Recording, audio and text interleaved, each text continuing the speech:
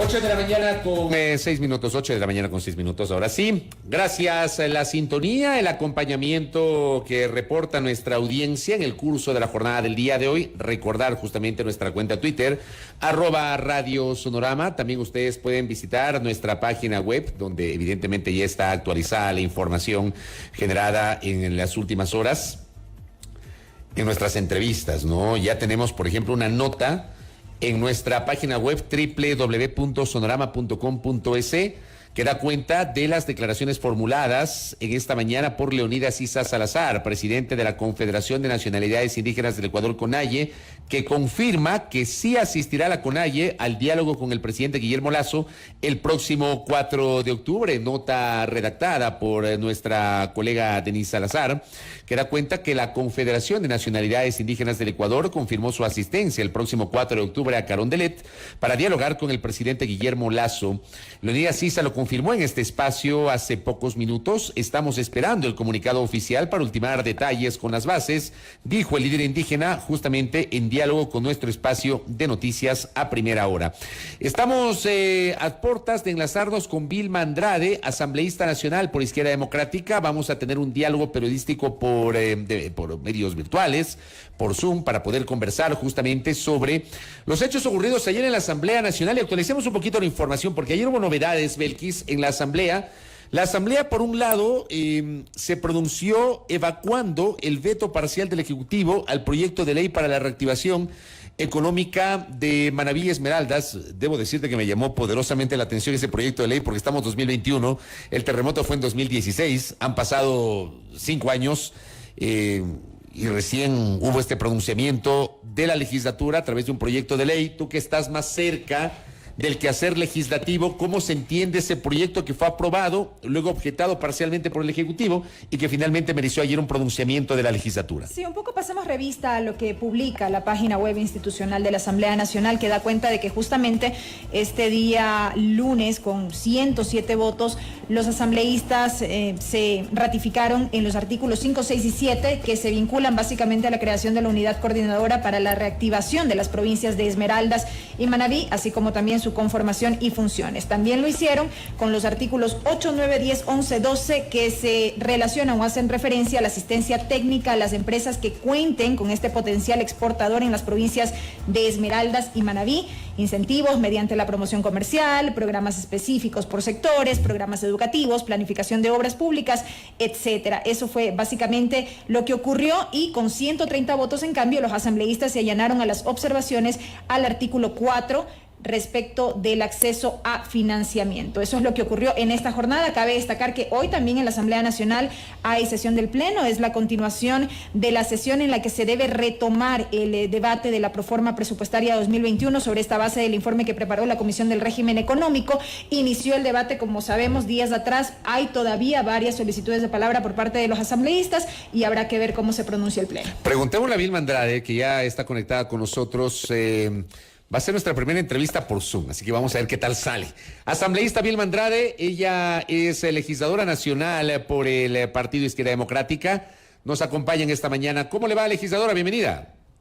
Muchísimas gracias, Fabricio, Belkis. Buenos días a toda la audiencia y deseándoles éxitos, y espero que este Zoom funcione bien. Sí, ya está funcionando bien, ya lo estoy viendo en el monitor. Muchas gracias a Vilma Andrade, que nos acompaña. A ver, empecemos por esto que justamente estaba haciendo referencia a Belkis, la expectativa de lo que va a pasar hoy en el Pleno de la Asamblea Nacional. Le pregunto a Vilma Andrade, la Izquierda Democrática, la bancada de la ID, ya tiene una posición sobre cómo va a consignar sus votos, su pronunciamiento respecto de la proforma presupuestaria para el resto del ejercicio fiscal 2021. Asambleísta Vilma Andrade. Yo quisiera solo hacer una pequeñita referencia a la ley de reactivación de Esmeraldas y Manabí, que fui la ponente de la ley, pues esta ley salió de la Comisión de Desarrollo Económico.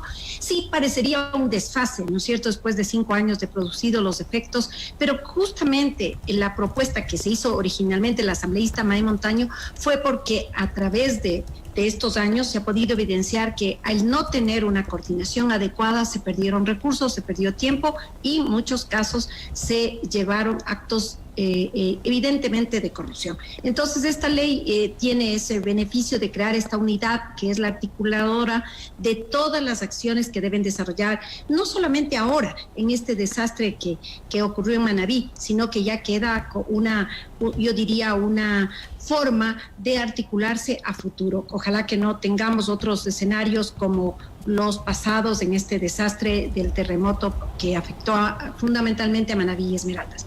Y bueno, sobre la proforma presupuestaria, justamente en este momento está el bloque de la izquierda democrática en reunión. Yo me uniré después de la entrevista justamente para tomar una decisión. Sin embargo, sí ha habido algunos reparos a la proforma presupuestaria.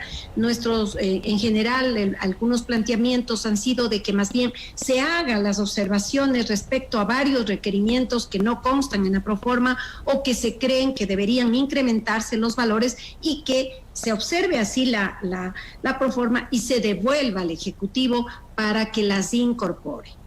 Mi planteamiento. Sí. Justamente, asambleísta, ¿hacia dónde irían orientadas estas observaciones que eventualmente formularía la Asamblea Nacional ya como parte de la votación?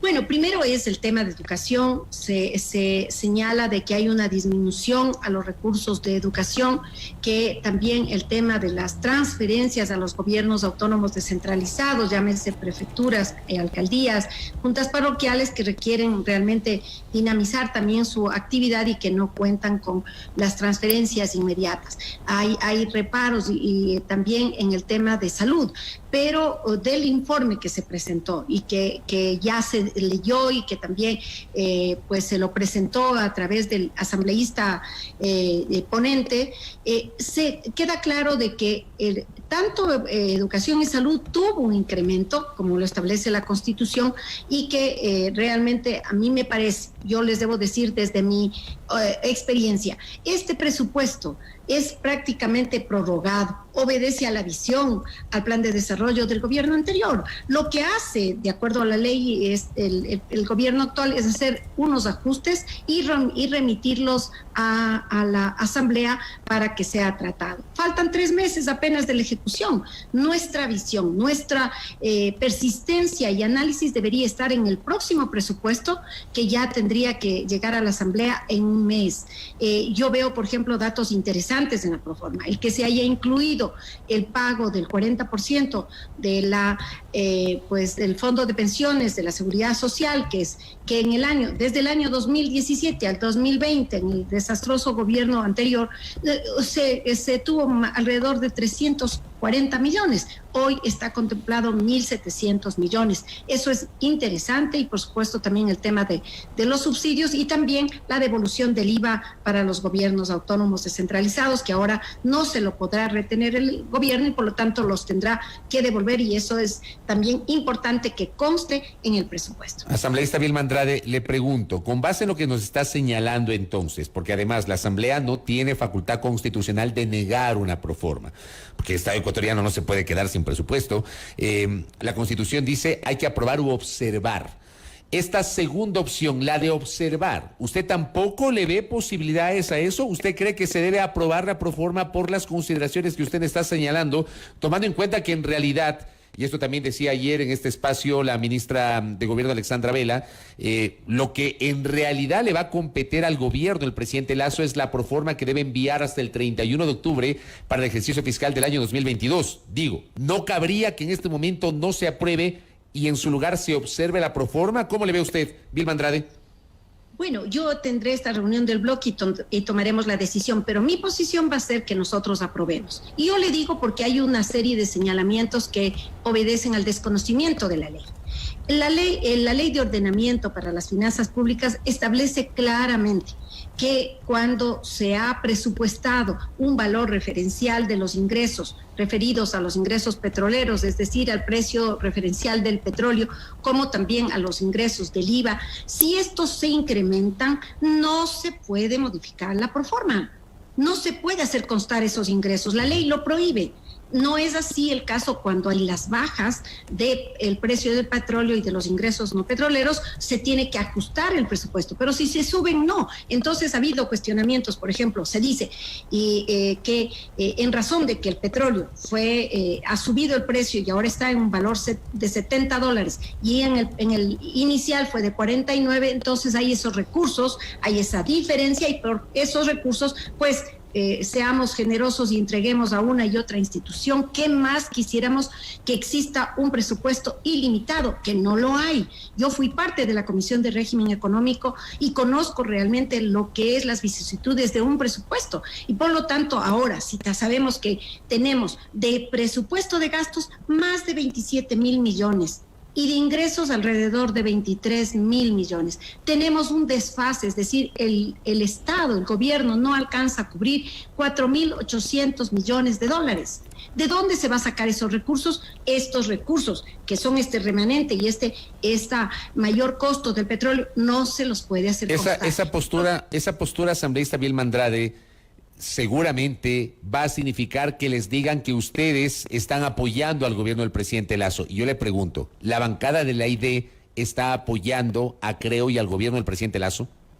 No, por supuesto que no, pero yo les debo de manifestar, si tenemos un presupuesto con el tema legal que le menciono y las cuestionamientos son por ese tema, si es que se demuestra que efectivamente se ha bajado los valores constitucionales de salud y educación, que de acuerdo al informe y presentado no se ha bajado, pues si hay otros rubros que inquietan, como por ejemplo las transferencias de los gobiernos autónomos descentralizados, por supuesto que habrá que observar, pero en general no es que debemos pensar en que apoyamos o no a este gobierno, que usted sabe yo no lo he apoyado.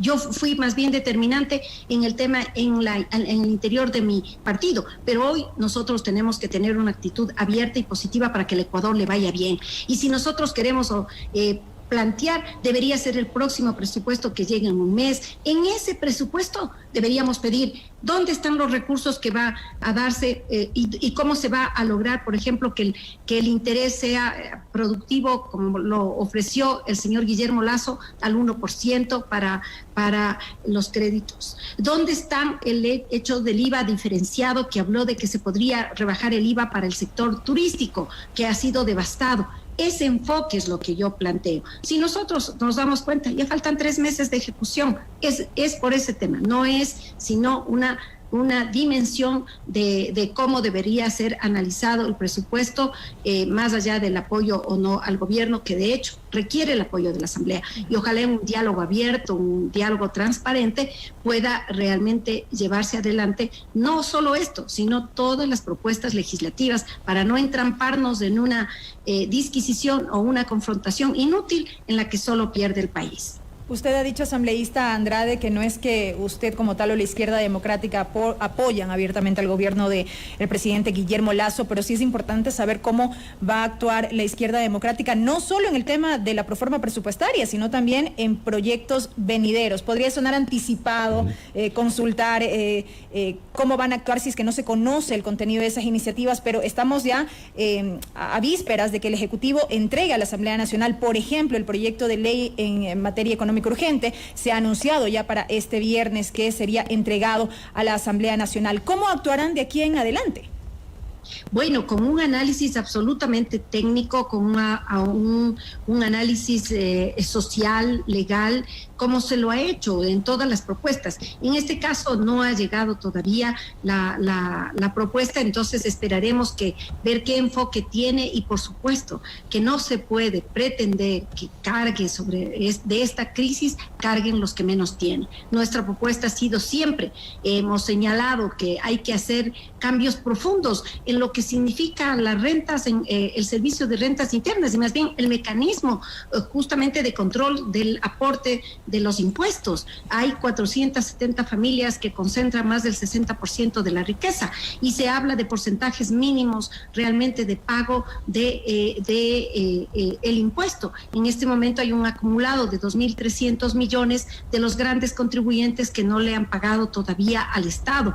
Esos temas donde están los recursos son los que se tiene que poner mucha observación. Igualmente, todo lo que es la defraudación, la subvaloración aduanera, ahí se señala que se pierden alrededor de 2.000 millones anuales. Ahí están los recursos del Estado. Nosotros esperamos que la propuesta del gobierno esté enfocada precisamente al control y a la activación y a la potenciación de estos recursos, justamente para poder tener una mayor inversión, y también que exista una proyección de lo que se va a apoyar a las pequeñas, medianas y a las microempresas, tomando en cuenta que el 95% de las empresas constituidas en el Ecuador son MIPYMES, apenas un 5%, y digo lamentablemente, son las grandes empresas, pero las MIPYMES dan el 60% de masa laboral, de oportunidades en definitiva de trabajo, pero este 5% constituye el 40%. Ojalá tuviéramos grandes inversiones y grandes empresas también, o ojalá estas pequeñas, medianas empresas suban al rango de grandes empresas y de esa manera puedan ofertar mayor cantidad de mano de obra. Asambleísta Vilma Andrade, que nos acompaña hoy de modo telemático en A Primera Hora por la gran señal nacional de Sonorama. ¿Qué pasa con Bella Jiménez? Ayer hubo un pronunciamiento del Pleno de la Asamblea Nacional, un exhorto. Perdóneme, yo soy absolutamente crítico del tema de los exhortos. Usted tiene una dilatada trayectoria política. Yo he tenido la oportunidad desde el periodismo de cubrir durante casi 3 décadas los temas políticos de este país. Y créame, me da la impresión a mí que a ratos los políticos se terminan vendiendo humo a la gente, porque un exhorto no tiene fuerza vinculante. O sea, ya la Asamblea aprueba un exhorto pidiéndole la renuncia a Bella Jiménez, pero Bella Jiménez no va a renunciar, ella lo expresó, no tiene por qué hacerlo y tampoco está obligada a hacerlo. Pero ¿qué va a pasar con ella? ¿De qué sirve el exhorto que se aprobó ayer, asambleísta Vilma Andrade? Bueno, yo coincido con usted, Fabricio. Permítame señalarle que durante mis 4 años de gestión anterior y de lo que va de esta asamblea no he presentado y no presentaré. Jamás presentaré un exhorto, porque coincido con usted que eso es lo único que es una pérdida de tiempo y nos llevan realmente en algunos casos a perder la opción de tratar temas fundamentales. En el caso de ayer, este planteamiento yo lo he apoyado porque yo soy orgánica y soy disciplinada en mi bloque y tengo que hacerlo, pero estoy segura que no va a renunciar, ya lo mencionó. Lo bueno y lo importante es que el Consejo de Ética de la Asamblea está tratando el tema, lo tiene ya realmente, esperemos que listo su informe, y que en ese informe, dependiendo de cuál sea pues la resolución de este Consejo, pueda la Asamblea de manera determinante, si así los hechos lo confirman, proceder al juicio político y a la destitución de la funcionaria en el caso de que así se haya pues reconocido sus actos o los posibles. O sea, la figura no sería juicio político, digamos, la figura es un proceso, claro, es un proceso de destitución, claro, un proceso de destitución, no sería juicio político la figura para el caso de una legisladora. Así es, Fabricio tiene toda la razón, eso procedería, y por lo tanto en ese proceso tendrá que reconocerse todas las acciones que ya de paso la Comisión, el Consejo de Ética, lo está en todo el proceso llevando, además las etapas del procedimiento para que no exista un reclamo porque no se ha dado la debida defensa. En todo eso lo están haciendo, eso es el Consejo, y habrá que esperar que haya un resultado. Sin embargo, el mensaje de ayer es positivo, porque creo que el asambleísta tiene que entender que ese puesto que le ubicó mis compañeros de la izquierda democrática que propusieron su nombre, pues es un tema de responsabilidad como la segunda vicepresidenta. No se está pidiendo que renuncie a la asamblea, porque eso tendrá que pasar por lo claro, sino al cargo de la segunda vicepresidencia. Al cargo de la segunda. ¿Ella debe renunciar a la segunda vicepresidencia de la Asamblea Nacional? Pero por supuesto, debería renunciar, o sea, no debería haber esperado ni siquiera que haya esta solicitud, sino mire usted, en el caso de la asambleísta Jiménez, hay una denuncia que presenta la asambleísta de Sintonio de UNES. Ella está presentando inclusive la denuncia fiscal en la Fiscalía General del Estado, justamente de quien ha sido la afectada de haber pedido recursos en definitiva para un cargo público. Eso está ahí. Eso está ahí, eso está analizado y ojalá, de acuerdo al informe, se pueda presentar lo más pronto y de esa manera evitar estos bochornos, esta vergüenza que no solamente pasa por un asambleísta, esto involucra y daña la imagen de toda la Asamblea Nacional. Ahora, permítame, asambleísta Vilma Andrade, pero obviamente cada quien responde por sus actos. Pero la izquierda democrática está teniendo dificultades en este periodo legislativo. Este es el caso de Bella Jiménez, este es el caso del asambleísta Recalde, que la propia bancada de la izquierda democrática le ha denunciado. Hay legisladores que han decidido, como Amada Ortiz, la asambleísta de Santo Domingo, que llegó con el auspicio de izquierda democrática. Ella entiendo que fue separada de la bancada en su momento. ¿Cómo entender lo que está pasando en la bancada? Y ahí viene la pregunta adicional. ¿Hay fricciones, hay fraccionamiento en la bancada socialdemócrata en la Asamblea Nacional con estos elementos que estoy refiriendo, asambleísta Andrade? A ver, sí hemos tenido dificultades, sin duda. Yo creo que articular una bancada donde vienen algunas personas que yo les debo decir no eran conocidas. La señora Jiménez, yo llevo toda mi vida en el partido. Y no le habíamos conocido. Desgraciadamente, ahora justifica el presidente de la provincia del Guayas que como se hacen las asambleas de acuerdo al Código de la Democracia para elegir las candidaturas, pues fue la que tuvo mayor apoyo, porque seguramente movilizó a más personas. Pero ahí pasa también, y creo que esa es una de las buenas razones para que la está tomando ya el partido para corregir estas falencias, para que no existan estos puestos supuestamente de relleno que después al llegar a la asamblea no se dan cuenta de que no solo es la mediocridad, sino que atrás de eso también hay la corrupción.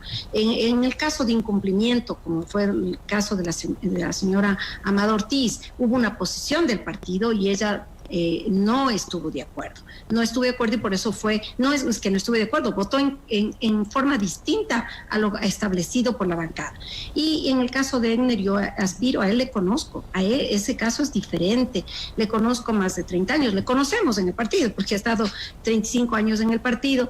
Yo espero que llevándose el debido proceso, pues pueda realmente justificar sus acciones y por supuesto, si esas no se lo hacen, y tendrá que igualmente tener la misma acción como se lo ha hecho. No se puede aquí justificar de ninguna manera una actuación que va reñida con la moral, con la ética y sobre todo con la trayectoria, la referencia histórica que Izquierda Democrática tiene. Yo espero y aspiro que el bloque está muy consolidado ahora. Yo aspiro que así podamos continuar en un trabajo de unidad y sobre todo para darle respuesta positiva al país, porque estamos todos trabajando intensamente en varias acciones y está coordinado el bloque, está articulado y ojalá así continuemos durante toda esta etapa legislativa. Un poco ya más de manera general, asambleísta Andrade, desde su punto de vista, ¿qué procede pensando ya desde lo institucional? Las denuncias de supuestos casos de corrupción están dadas, unas siguen su curso como parte de la investigación al interno. ¿Qué procede? Bueno, lo que establece la Ley Orgánica de la Función Legislativa, recordaremos que justamente en la ley anterior tenía muchos vacíos, que justamente para llegar a los temas de destitución básicamente era estar al filo de la ley o hacer ciertas interpretaciones, que de paso la Asamblea tiene esa potestad. Hoy, con el Código de Ética incorporado dentro de la Ley Orgánica de la Función Legislativa, están determinadas prácticamente yo diría que casi todas las acciones que no puede llevar adelante un asambleísta. Ahí está claramente determinado. Por lo tanto, nuestra actuación, tanto en lo privado como en lo público, tiene que estar ceñido a lo que establece el Código de Ética de la Asamblea Nacional. Esta fue, recordemos, una propuesta y es un mecanismo que utilizan otras democracias quizás más maduras, más fuertes, como la de Chile, que establece este Consejo de Ética, que tiene una comisión de ética. De esto prácticamente se emuló y se hizo para que ahora exista. Entonces ese consejo tiene que trabajar y por supuesto también en su momento la comisión de fiscalización para llevar adelante estos procesos y evitar y generar sobre todo quizás una suerte de premisa para que esto no se repita y que las acciones realmente de los asambleístas estén enmarcadas en lo que establece la ley y la Constitución. Asambleísta Andrade, lo último, la relación con Javier Hervas, ¿cómo anda? Muy bien, muy bien. Yo le debo señalar que Javier Hervas justamente fue por mi accionar que le convocamos a claro, pues usted fue la impulsora de esa candidatura presidencial aquel sábado, la víspera de que finalice el plazo para la inscripción de candidaturas. Yo sí me acuerdo de eso. Pero digo, hoy entiendo que usted, corrígame si estoy equivocado, creo que usted busca, propone, plantea la posibilidad de que Javier Hervas sea candidato a la alcaldía de Quito y él no quiere ser candidato a la alcaldía de Quito, sino trabajar por la candidatura presidencial en 2025. ¿Es así o no, Vilma Andrade? A ver, no precisamente. Yo respeto el criterio de Javier. Yo lo he mencionado, pero estoy segura que si él tendría esa decisión, podría ser un excelente alcalde de Quito, pero respeto esa decisión. Javier se está preparando y el partido, por supuesto, le estamos apoyando para hacer esa perspectiva para el 2025 y sobre esa base, lógicamente, con mucha responsabilidad, él está impulsando en las diferentes provincias a líderes, a actores sociales que puedan involucrarse y quizás justamente desde su experiencia de haber estado fuera del ámbito político, él pueda invitar, pueda convocar a varios ciudadanos, ojalá relevantes ciudadanos, como lo está haciendo, para que sean parte justamente de esta construcción de un proyecto que tiene que cristalizarse en el 2025. Correcto. Vilma, gracias por el tiempo, que tenga un buen día. Muchísimas gracias a ustedes, muchos éxitos y un lindo día a todos quienes nos escuchan. Y la próxima vez esperamos aquí en la cabina, ¿verdad? Esencial. Aquí estaremos. Muchas gracias. Gracias. Vilma Andrade, asambleísta nacional por Izquierda Democrática, aquí en A Primera Hora por la gran señal nacional de Sonorama.